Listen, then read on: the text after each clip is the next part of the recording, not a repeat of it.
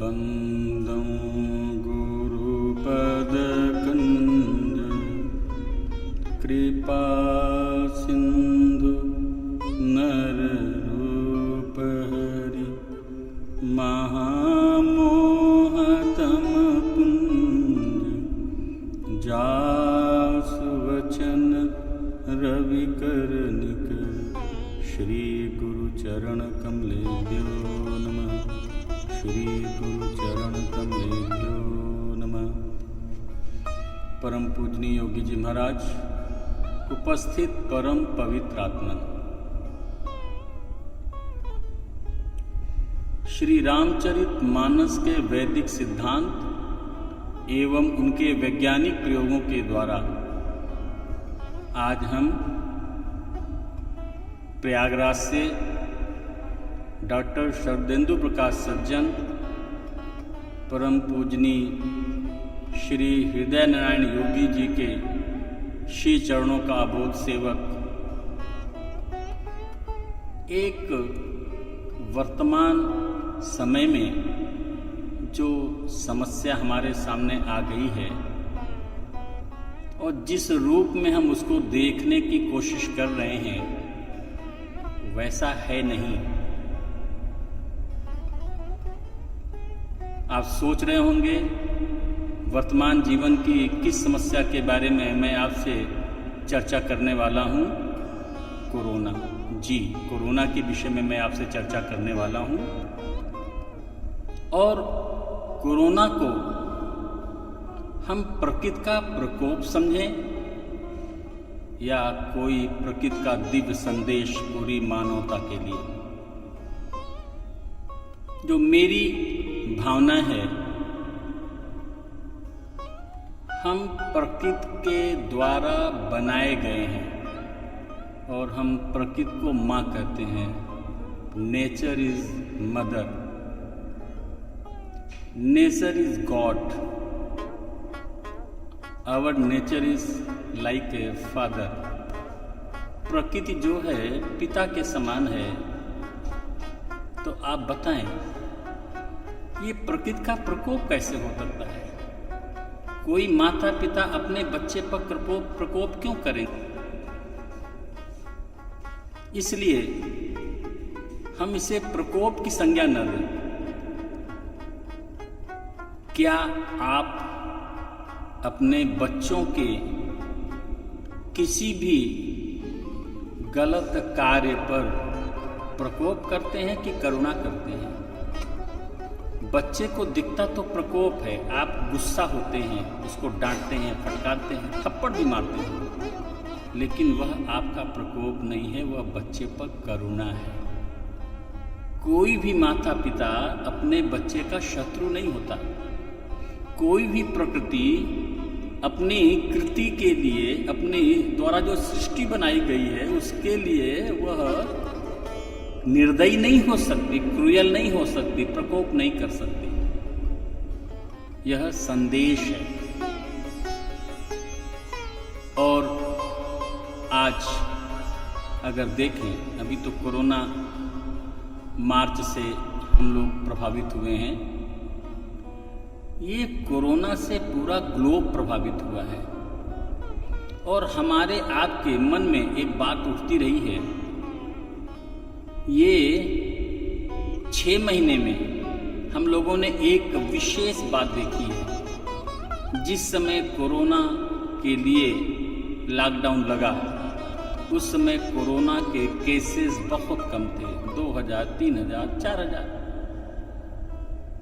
और उस समय लॉकडाउन था। सब लोगों ने सोचा, और आज भी लोग सोचते हैं, बहुत सारे लोग कहते भी हैं कि मोदी जी का निर्णय सही नहीं है। ये मोदी जी कुछ नहीं है, सारी प्रकृति कंट्रोल कर रही है। प्रकृति, ये प्रतिनिधि बने हैं। जैसे आप अपने घर में जो भी काम कर रहे हैं, जो भी चीज कर रहे हैं, आप एक निमित्त हैं, माध्यम हैं। अगर आप सोचते हैं कि मैं अपने बच्चे को पढ़ा रहा हूं, ये सोच गलत है। मैं अपने बच्चे को दंड दे रहा हूं, यह भी सोच गलत है। आप निमित्त हैं। आपका कर्तव्य है। एक टीचर अपने बच्चे को प्रेम भी करता है, प्रोत्साहन भी करता है। जब अच्छा लिखता है तो good, very good, 1 star, 2 star, 3 star, smile भी देता है। लेकिन जब वही बच्चा गलती करता है तो पनिशमेंट भी मिलता है। क्यों?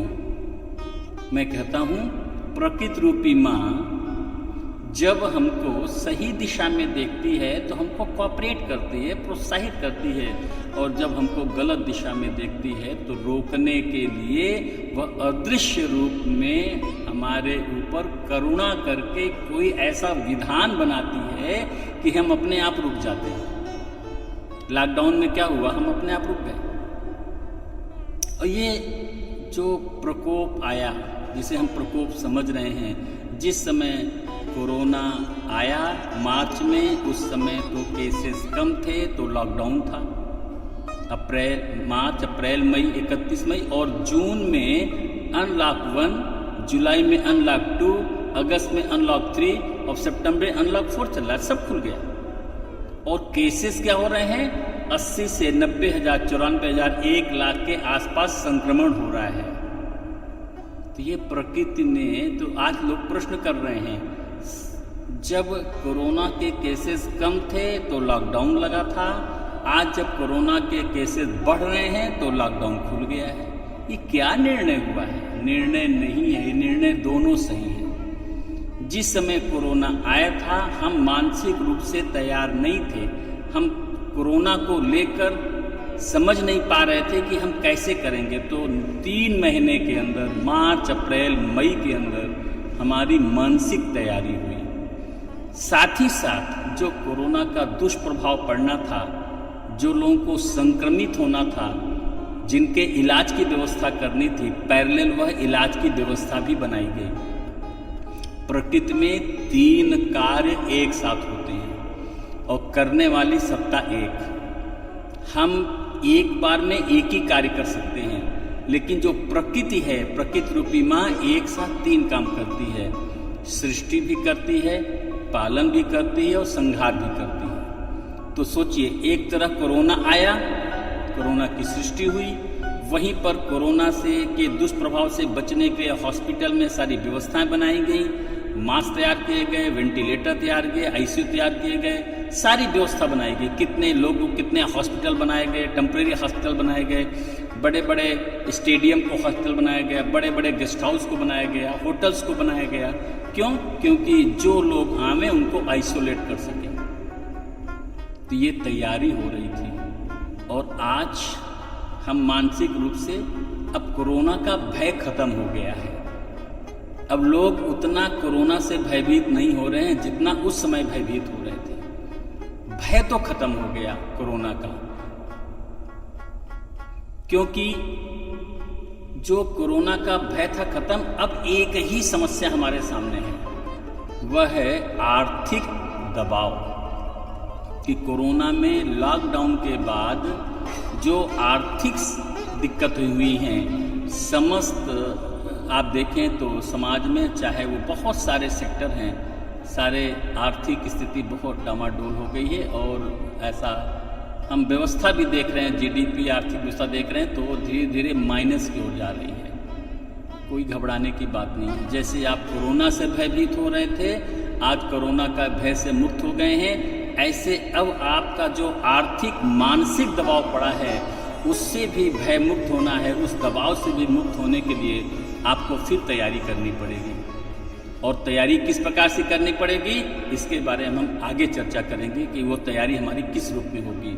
तो मैं आपसे यही निवेदन करना चाहूँगा, इस प्रकृति के, इस कोरोना को प्रकृति का प्रकोप न समझें। ये प्रकृति का संदेश है और संदेश यही है कि हमसे कोई चूक हो गई है, हमसे कोई गलती हो गई है, जिसके लिए प्रकृति ने करुणा करके कोरोना दिया है।